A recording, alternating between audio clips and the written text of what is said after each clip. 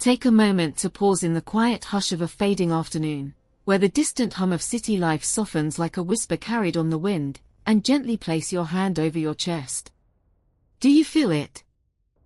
Beyond the steady, mechanical rhythm of your heartbeat lies a deeper echo, a subtle, fluid resonance, ancient and alive, weaving through every vein and vessel from the crown of your head to the soles of your feet. This is the call of the primordial ocean, the cradle where life first stirred billions of years ago, now coursing within you as blood and bodily fluids.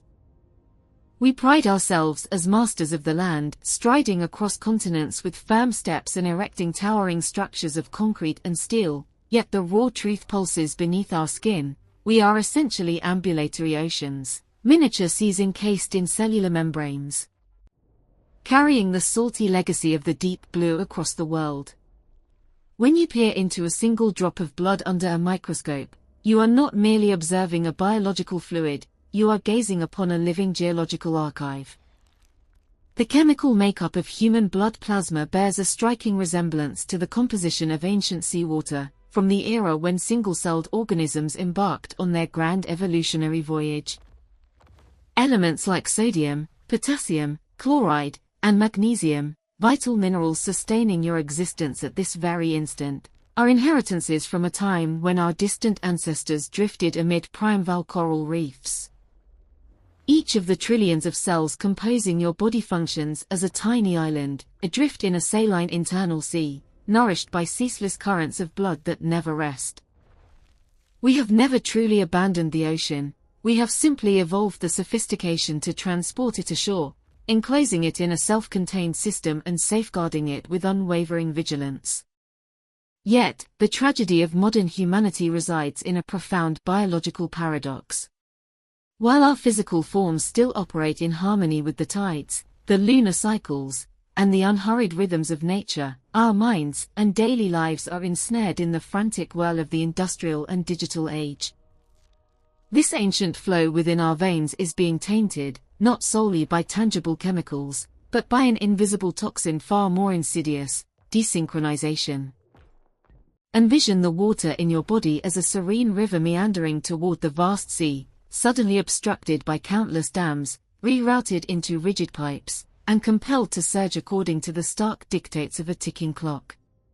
This is the silent ordeal unfolding inside you every day. This contamination begins with the most overlooked habits. Water, as pioneering studies on molecular structure reveal, is far from an inert solvent. It responds to vibrational frequencies. When the water in your body is bombarded by the chaotic vibrations of urban noise, electromagnetic waves from mobile devices, and the unrelenting glare of artificial blue light, its liquid crystalline arrangement begins to fracture. Instead of forming optimal hexagonal clusters that enhance energy and information transfer between cells, the molecules scatter into disorder, losing their natural resonance. The outcome is a microscopic gridlock, unexplained fatigue despite ample sleep, sluggish thoughts as if wading through mud, and emotions bottled up without release. This is not a conventional medical ailment, it is the plea of your inner waters, imprisoned. Delve deeper into how industrial living crudely interferes with this flow. The human body is engineered for movement, where blood pumps vigorously through muscles, sweeping away metabolic waste and regenerating vitality, much like a rushing stream that remains forever fresh and invigorating. But the reality for today's office dwellers is a paralyzing stillness. We sit for hours on cushioned chairs, eyes fixed on screens, bodies as immobile as statues. In this state, the internal currents slow to a sluggish crawl, transforming a vibrant brook into a stagnant pond. Toxins accumulate in fatty tissues and joints, unexpelled, fostering silent inflammation. This stagnation extends beyond the physical, clouding the mind. Creative ideas, which thrive on fluidity like water, become trapped in rigid mental ruts. Irritability surges, anxiety festers, and intuition, the voice of that subterranean flow, fades into disconnection. Moreover, the water we consume daily has been stripped of its essence. Tap water journeys through miles of straight metal pipes, treated with chlorine and chemicals for sanitation, emerging as energetically dead water. In nature, water spirals and tumbles over rocks, roots, and soil, absorbing minerals and earthly vitality. Its natural structure is dynamic, a harmonious chaos. By contrast, industrialized water is sterile yet empty. Drinking it demands your body expend enormous energy to restructure it for cellular absorption, a hidden metabolic burden that erodes vitality hour by hour.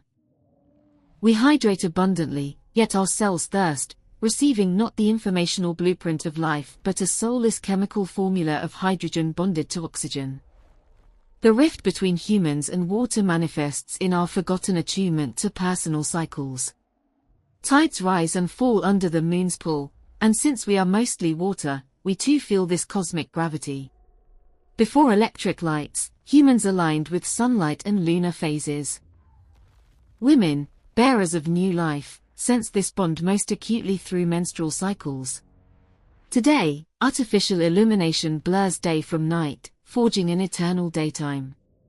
We force our bodies to labor when they crave rest, demanding alertness as inner waters seek ebb for purification. This biological coercion breeds internal conflict. The endocrine system, delicate as a symphony orchestra, disrupts under false environmental cues. Cortisol, the stress hormone, floods the blood like a toxic torrent, eroding the barriers of immunity and neural health. We inhabit an era where convenience trades for instinctual decay. Observe a child splashing in water, they are drawn instinctively, yearning to touch and immerse. This is genetic memory speaking. But as adults, we learn to fear wetness, dirt, and disarray, cloaking ourselves in pressed fabrics. We isolate from our source, confining ourselves to climate-controlled concrete boxes where humidity is strictly regulated. Skin cracks, membranes dry, breaths shallow. We become desert dwellers amid riverine cities. This aridity is not merely physical, it parches the soul. Empathy, flexibility, and grace, water's qualities, yield to rigidity, apathy, and mechanical calculation. More alarming is the invasion of microplastics into our bloodstream. Recent studies, including those from the New England Journal of Medicine and Nature, detect these tiny particles in human blood, placentas, and even brains. These are foreign invaders our immune systems, honed over millions of years, were never programmed to combat.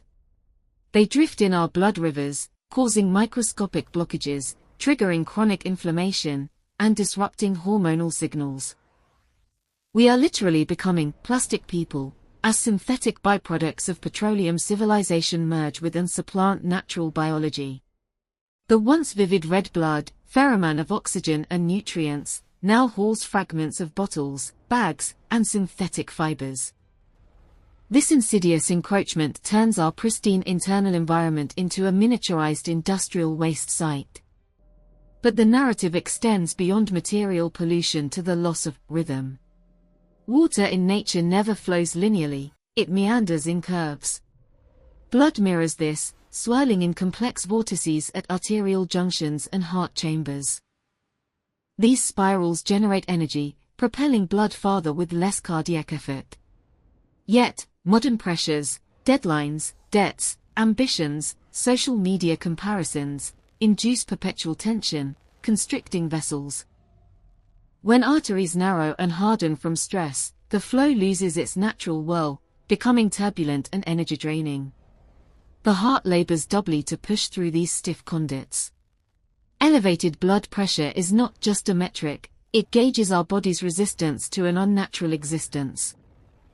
We compel our rivers to flow uphill, paying with cardiac exhaustion. In the stillness of awareness, we recognize healing transcends pills or invasive therapies. It is a quest to reconnect with our inner waters. But how to unblock the flow amid concrete and Wi-Fi siege? How to purify air as toxins while breathing this air and sipping this water?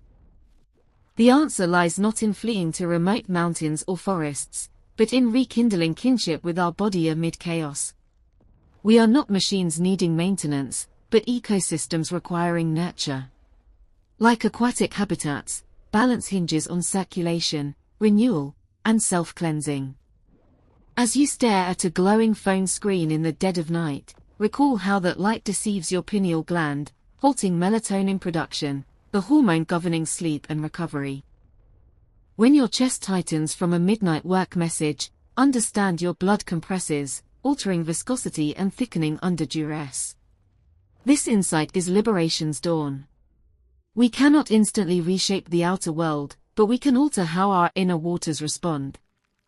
Your vessels are silken pathways ferrying life, yet they morph into jammed highways in an overburdened metropolis.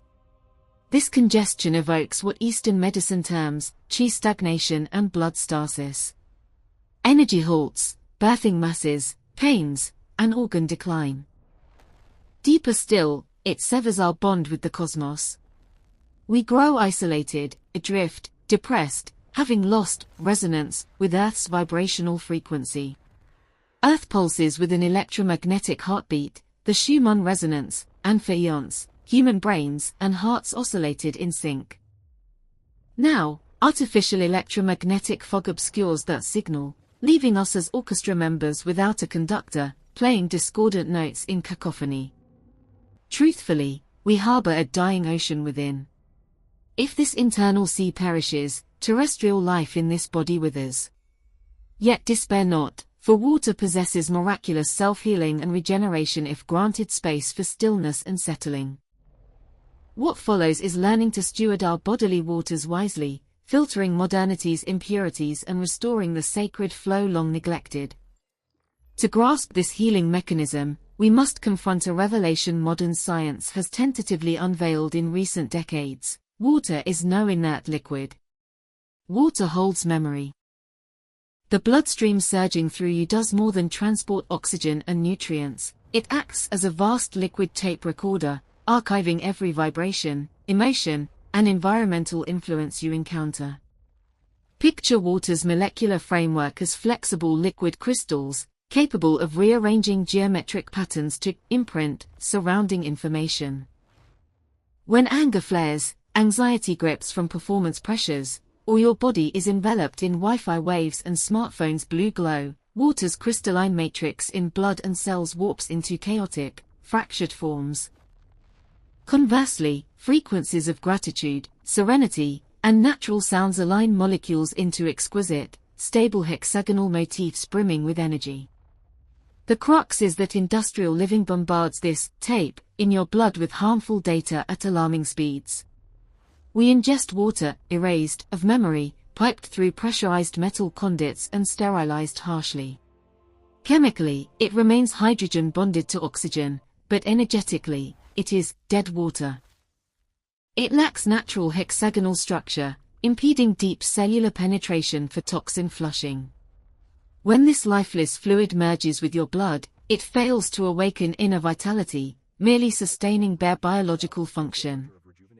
At the cellular level, a silent battle rages unbeknownst. Within each cell, water exists not as liquid but in a fourth phase, gel-like state enveloping proteins and DNA. This structured layer shields against harm and conducts instantaneous information. Yet, toxins from processed foods, urban airborne heavy metals, and relentless neural stress melt this gel armor. As intracellular water structure collapses, proteins expose and twist aberrantly, accelerating aging and genetic mutations. That baseless exhaustion after full rest. It is billions of cells crying out for their lost watery shield. Modern humanity's plight transcends microscopic pollution. Zooming out to our species' evolutionary arc reveals a poignant irony, signaling we may not fully belong to the reality we construct, or even to Earth as presumed. Consider, why are humans uniquely plagued by chronic back pain? Why is human childbirth agonizing and perilous, unlike the effortless births in other mammals? Why is our skin so fragile, vulnerable to our planet's own sun? A bold hypothesis posits these bodily sufferings stem from a grand, phase mismatch. Examine your spine. It evolved as a horizontal suspension bridge, ideal for quadrupedal locomotion in ancient forebears. Then, in evolution's leap, we upright this bridge into a vertical pillar. Earth's gravity, relentless and impartial, immediately burdens each vertebra, compressing discs and forcing circulation to battle upward from feet to heart, then brain. We traded physical ease for free hands and broad horizons, but the cost is a body perpetually defying its home world's pull. Then, the brain, our crowning marvel yet heaviest load. Over 3 million years, cranial capacity tripled, an explosive pace defying nature's gradual norms. Accommodating this neuronal mass demanded a perilous compromise, humans birthed with underdeveloped brains, rendering infants the most helpless and dependent in the animal kingdom. While a foal stands and gallops hours post-birth, human babies take a year for first steps. Intellects surge seemingly stripped instinctual survival prowess. This prompts a chilling reflection: are we cosmic exiles? Might this brain, with abstract thought and existential yearnings beyond mere sustenance, be alien software grafted onto mismatched biological hardware? We crave flight, dream of stars, sense an unnamed void in this world. What many label existential depression may be a universal consciousness homesick for stellar origins, confined in a limited mortal frame. Your blood bears iron, forged in dying stars' cores, exploding as supernovae billions of years past. Literally, you are flowing stardust. But modern industrial rhythm strives to mechanize this stardust into compliant cogs. We awaken to alarms, not sunrises, eat on schedules, not hunger, labor under flickering fluorescence, not full-spectrum sunlight. This mismatch ignites biological conflict in blood's flow. Bodies designed for solar and seasonal cycles are crammed into linear, ceaseless artificial timelines. Adrenals perpetually alarm, pumping cortisol as if fleeing predators, though you're merely desk-bound. Excess cortisol corrodes like acid, fraying chromosome ends, shortening cellular lifespan, and depleting mitochondrial energy reserves, the tiny power plants within cells. We self-domesticate, akin to wolves tamed into dogs, whose brains shrank 30% in dependency. Modern humans undergo similar sensory atrophy. We outsource memory to search engines, navigation to satellites, emotions to algorithms. Acute senses once detecting rain scent, air pressure shifts, or praise footfalls now dull. Instead, we hypersensitize to notifications, virtual likes, and intangible social pressures. Your blood carries a deposed king's sorrow. It recalls eras when cells vibrated with thunder and tides. It yearns for untreated spring water, mineral-rich and electromagnetically charged. It pines for dreamless slumbers under starlit skies, undisturbed by radio waves. The poisoning here transcends chemicals, it is robbed meaning and connection. What escape for these extraterrestrial beings trapped in industrial gears? Not rejecting technology for caves, but reclaiming biological sovereignty. First, restore bodily water structure. Quantum biology research hints human intention and focus alter water's molecular array. Drink with profound gratitude, pausing to infuse calm energy into your glass, you physically transform it from dead to living water. This is no magic, it is brain's electromagnetic field interacting with water's hydrogen network. Next, reclaim grounding. Your body is a bioelectric battery, needing earth contact to discharge excess positive charge from electronics. Bare feet on grass, sand, or soil facilitate natural electron exchange, neutralizing blood's free radicals, thinning viscosity, and smoothing vascular flow. Nature's free, potent anticoagulant. Above all, embrace boredom. In uneventful quiet, sans external stimuli, the brain shifts to default mode network. Memories reorganize, wounds soothe, breakthroughs sprout. Resist filling voids with phones. Let mind wander. Allow inner flow to rediscover its path through soul's crevices. We dwell in paradox, never more connected, yet profoundly disconnected from self. Your blood waits patiently. It awaits you powering down screens, drawing deep breath, heeding its ancient murmur. Resist industrial rhythm turning you into arid biomachinery. Awaken your inner ocean, bathing each cell in primal life's surge, robust, proud, echoing your cosmic genesis. For ultimately, you are not mere earth dweller, you are woven from light and water, on a fleeting yet glorious human odyssey. If you attune to consciousness's depths, you uncover a grand irony within your form. We advocate freeing minds from digital chains, yet scrutinize the biomachine housing that mind. A shocking truth simmers in your blood: human biology seems an eccentric outlier, an enigmatic misalignment with Earth's natural order.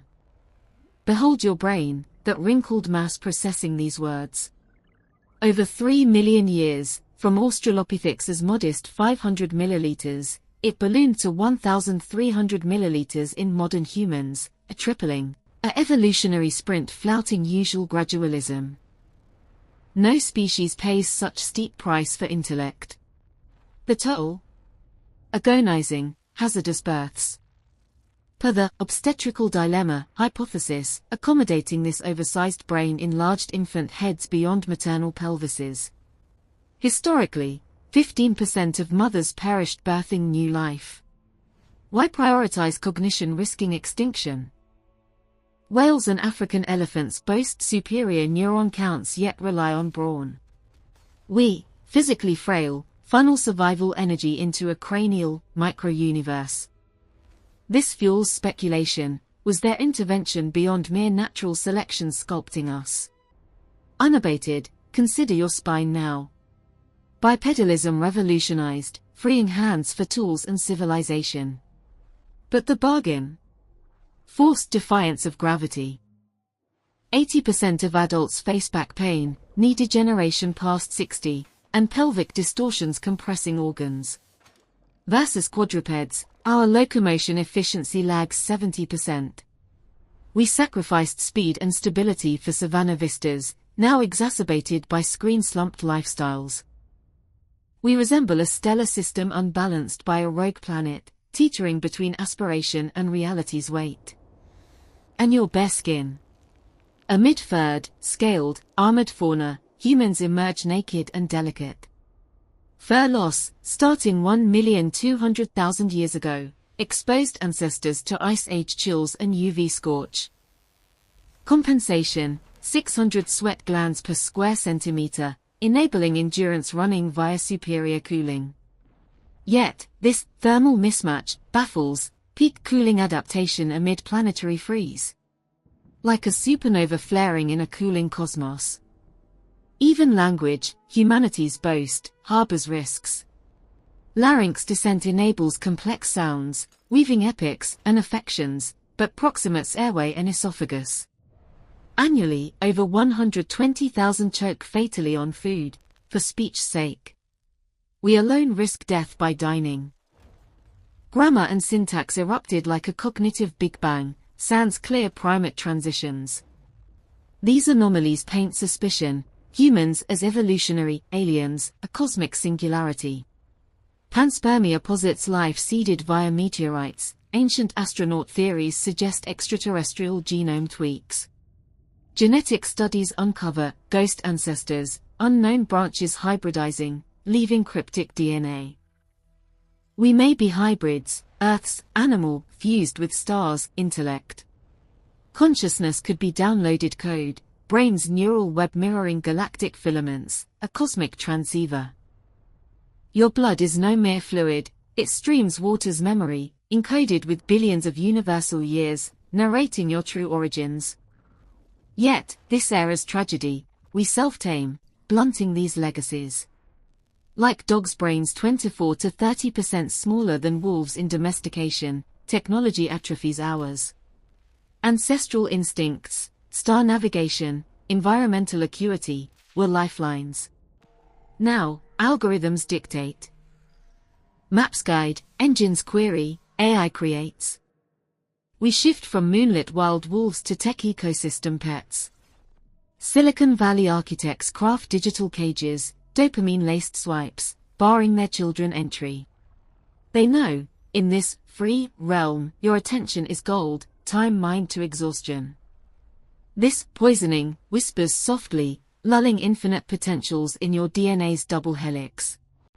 Blue light disrupts REM sleep, fragmenting memory consolidation. Deep focus, cradle of breakthroughs, yields to 15-second clips. We lose digesting complex knowledge, like a gourmet's palate ruined by fast food, blind to pure broth's subtlety. Where lies escape in this matrix? Not Stone Age reversion, but reclaiming mind's helm. View boredom as gift, not foe. Sit idle, mind comet-like roaming space. In quiet, synapses forge, ideas supernova. Compel, slow, pursuits, devour thick books, master patient crafts, hand journal mental detritus. Remember, you are stardust and water's memory. Forbid industrial pace dulling your heroic blood into polluted sluggishness. Output over input, create, debate, contemplate versus passive consumption. Else, one day realize a lifetime unlived, a faint shadow drifting endless data streams, forgetting stellar homeward path. Awakening springs inward. It ignites when you set phone aside, lift gaze to skies, sensing universes from sinking your heart's beat. In this exploration of our inner waters, evolutionary enigmas, and cosmic ties, we extend profound gratitude and respect to the beacons of knowledge who have illuminated these shadows through tireless dedication. We honor Professor Gerald Pollack and his team at the University of Washington for pioneering discoveries on the fourth phase of water, revealing its gel-like state and profound implications for cellular health, fostering a deeper appreciation for life's aqueous foundation. Heartfelt thanks to Dr. Masaru Emoto, whose innovative experiments, though debated, sparked global curiosity about water's responsiveness to intention and vibration, inspiring countless to view this element with wonder. We bow to the researchers at the New England Journal of Medicine and Nature, including those studying microplastics infiltration, for exposing these silent threats and urging action to protect our biological integrity. Gratitude to the scientists exploring Schumann resonance, such as those at PubMed and the American Heart Association, for linking Earth's pulse to human well-being, reminding us of our electromagnetic harmony with the planet. We revere the evolutionary biologists at the Smithsonian Institution and University of Chicago, like those charting brain expansion, for unraveling our species' rapid ascent and the costs it entailed, enriching our self-understanding. Appreciation to proponents of panspermia, including Francis Crick and teams at NASA, for daring to question life's origins beyond Earth, expanding horizons of possibility. Thanks to animal domestication researchers at the Royal Society and Oxford University, for illuminating brain size reductions, offering mirrors to our own societal shifts. We acknowledge quantum biology pioneers at the Allen Institute and Google Quantum AI, like Hartmut Neven, for bridging physics and consciousness, hinting at entanglement's role in awareness. Gratitude to chronobiology experts at Harvard Medicine and the American Heart Association, for revealing modern life's toll on rhythms and cortisol, guiding us toward balance. Finally, sincere thanks to grounding advocates, including those in the Journal of Inflammation Research, for evidencing Earth's electron exchange as healing, reconnecting us to our source. Their silent perseverance, bold inquiries, and selfless contributions advance humanity's quest for truth, benefiting society immeasurably.